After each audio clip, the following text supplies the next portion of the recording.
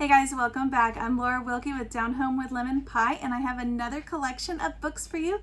This time the topic is all about mountains. All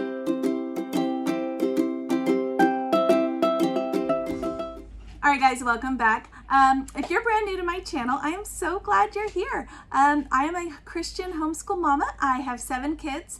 And right now we are on a road schooling RV adventure. You can follow along. I have a playlist. I will link it below. And you can just kind of follow along and see what we're up to. We are also posting regularly on Instagram and Facebook where we've been going. And right now we are situated, we are kind of staying put for a little while in Idaho. And in Idaho, there are mountains everywhere, especially where we are. So I kind of put together a collection of books that we can use to learn about the mountains and mountain life.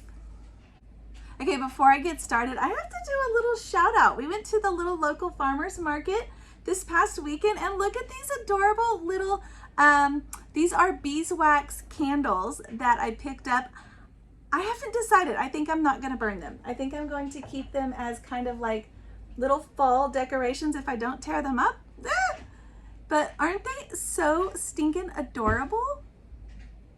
So anyway, I just wanted to share those with you guys. I'm leaving them here on my little display here on my table, and they're just kind of some of my fall decorations that I picked up locally. I like that. Okay, so moving on, let's get started. Okay, so the first book I have for you guys isn't actually with me. We read it prior to coming to the RV, and then I packed it. So it is not actually here. It is this one right here, and it is The Bears on Hemlock Mountain. This is such a cute story. It's one of those books that's perfect if you have a kiddo that is starting chapter books on their own, because it has lots of pictures with the words really spaced out, and it also has a lot of repetitive text. So that was super good too. But I did it as a read aloud for the whole group, and they still enjoyed it. They did the repetitive text out loud as a group. They would say it with me. And it was just fun. It was just a fun little book about a boy on a mountain going on a journey to like a job that his mom has given him to do, a task. So it was just a fun little quick read. Okay, the second one I have is actually my all-time favorite book from when I was a child, like my favorite chapter book. And I had wanted to read this one to my kiddos for years, but I was waiting till, I don't know, just the right moment. I felt like they were too young. And now that we're here in a mountainous area, I feel like it's the perfect time. It's part of a trilogy. I have not read all 3. I don't know why, but you may know what I'm talking about just from that little description. But it is My Side of the Mountain, a fabulous book. But what I really liked about it when I was a kid was that it wasn't just a story in my mind, it was also like a handbook. So in my mind, like, you know, when I was 12 or whatever it was, I was like, oh, if I ever find myself alone somewhere, I better have this book with me so that I can survive, because it has so many cute things in here of like how to do this or how to do that, plants that you can use that are useful, how to build wild traps, how to build shelter. But it's a story. It's a story with this little boy. So it's so cute. We're reading it right now. You can see we've got our bookmark in there. We're about a third of the way through. The kids are loving it actually, which I kind of figured they would. They're adventurous like that. So I'm glad for that. Okay, a book that we already finished, but that we absolutely loved, and I would love to get more from this series, is this one here, Rocky Mountain Adventures. This is by Betty Swinford, and this is like a storybook, but also like a devotional. It was so adorable. I did this as a read aloud, and what I loved about it was educational. So it has little chapters where they have an experience. So this one is meeting a black bear. And then it tells about what happened when they met the bear, and it's all real. So, you know, it's actual information that would be good to know. And then at the end, it gives you kind of a little devotional, like it relates it back to God. You know, in this one, it's talking about anytime we're afraid or in danger, we can speak the name of Jesus and he will take away our fears and keep us safe. It's just so good. And then it has a Bible verse at the end of that. This is the Rocky Mountain Adventures book, but there are tons of these. They're all by different authors though, so they might be tricky to find. But there is African Adventures, Amazon, Cambodian, Great Barrier Reef, Himalayan, Kiwi Adventures. It goes on and on and on. We are studying early American history this year, so I might try to pick up Wild West Adventures, but just a whole bunch of cute ones. It's just the area, and then Adventures is what they're called. Okay, so I picked up this one. Sweet story, kind of slow and draggy, I thought, but also a very sweet, tender story. This is Mountain Girl. This is, I think there's a second one that goes after this, but we did not read the second one. It is a Christian book, so if you are looking for stories that go back to Christian faith, this is one for that, as well as, like I said, that one. So good choices there. Okay, so this one is an 11-year-old girl. She moves to the mountains. It's in the 1940s. It is cute and tender. I liked that it had a lot of strong family ties with it, so I did like that. I always like to kind of reiterate that for my kiddos, because you do not see that in today's world. They are trying to rip the families apart, so you don't see that. All right. This one I picked up on Book Outlet. I did pick this one up on Book Outlet too. So if you haven't used Book Outlet, you can find great deals there for like nothing. So if you need a link for that, you can get a discount if you click the link below this video in the description. But I also got this one there, and I just searched mountain. I didn't know what I was getting into, if this was going to be good or not. But it says Lost on a Mountain in Maine. I thought it would be really fun, and it did not meet that expectation. So I'm not going to recommend this one to you guys, but I want to share it with you so that you know that if you see this, it wasn't one that I thought was a good choice, but you might like it. I don't know. One of my sons did like it, and he wanted us to continue. We actually stopped reading this one maybe halfway through, which I almost never do. We usually push through even if it's not a favorite. This one was so boring we stopped. Okay, so we did stop this one. It is a true story about a boy who got lost on a mountain back in, I don't even remember the time period, maybe the 70s. Let me see if I can tell you real quick.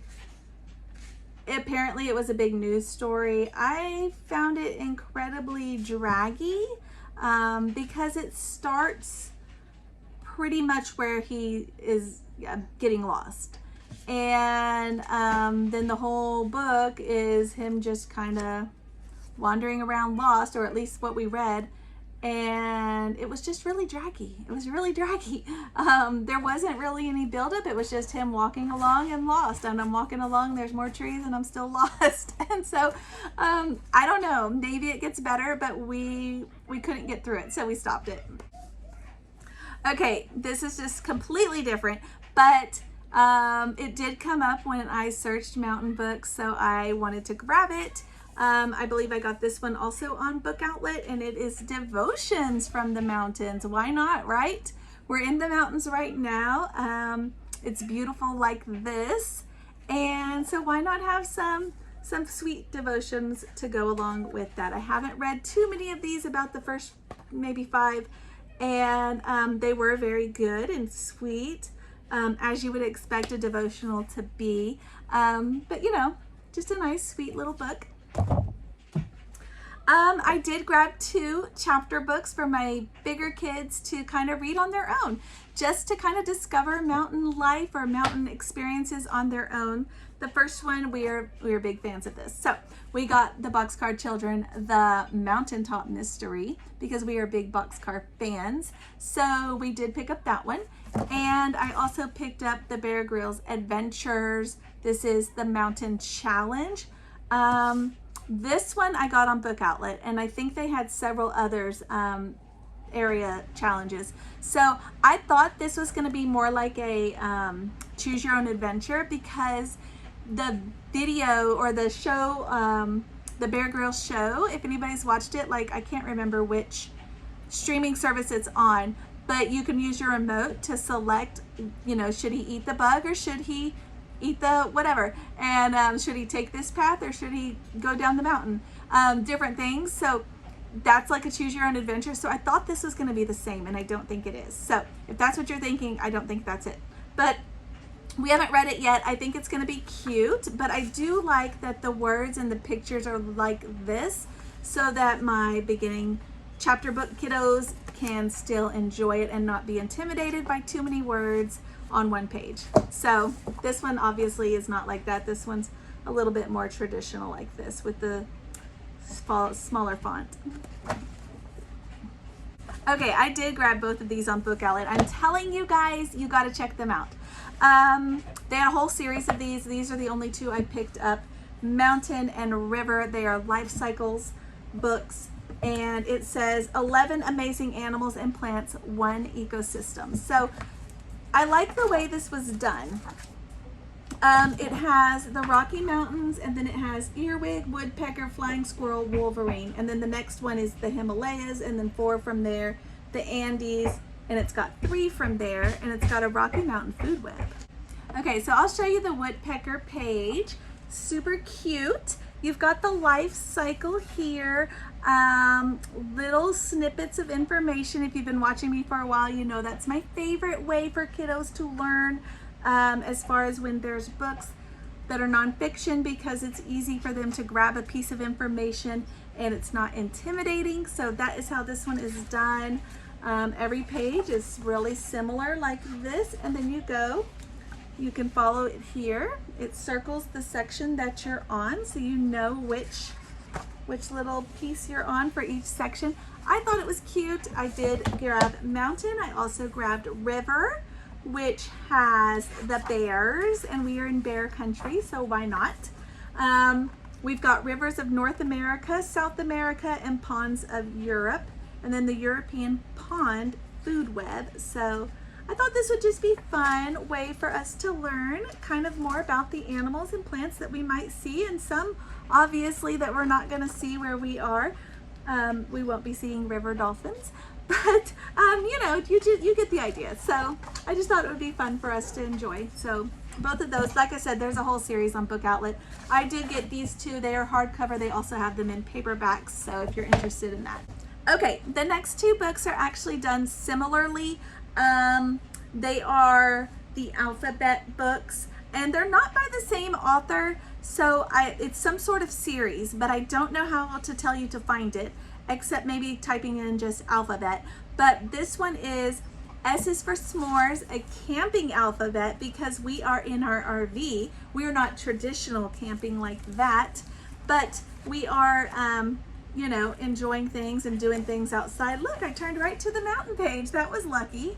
That was not planned. And then, anyway, what I like about this book is that you've got a little poem. So this works for multiple ages. So I've talked about these before in several of my videos. You've got a little poem here, and it tells you what that whole section's about, like if you have little bitty ones. So you can read just this. But if you have bigger kids, then you can go more in depth and read the larger section of text that it also has. Some of them are 2 pages, you know, 2-page spread, some just 1. You've got, again, the little section there, or you can go more into detail here. I like this because we learn as a family, and if you check out my kindergarten alphabet video right there, that is the one that I did a whole bunch of these when we were doing kindergarten with my little guys, and they learned a ton at just using these, like as our science books. All right, guys, the last one I have for you is P is for potato, an Idaho alphabet. We are in Idaho right now, so we need to learn about all the things in Idaho. and we're here for a while, so we're gonna dive in. There are, as far as I understand, there's one for every single state. So look up your state if you haven't already, find it, and then learn about your state or a neighboring state or whatever. But we have been going through this already. I've just been doing about 2 a week and 2 letters. But it's the same thing, just like that other one was, where it has the G, it has the little blurb, or more in depth. But this is all about things in and around Idaho. So it's actually been really fascinating. We've learned about their state horse, and we've learned about Boise, their capital. We've learned about their seal. We've learned about the forest. We've just been learning all kinds of neat things about where we are, and we've been finding some of the places in here that maybe we should also go visit while we're here. So it's been really fun. I hope you guys are enjoying this mountain book study. If you are also doing a mountain study, I hope this was helpful. You can check out all of my other book recommendations in my playlist, and if you haven't already, please subscribe.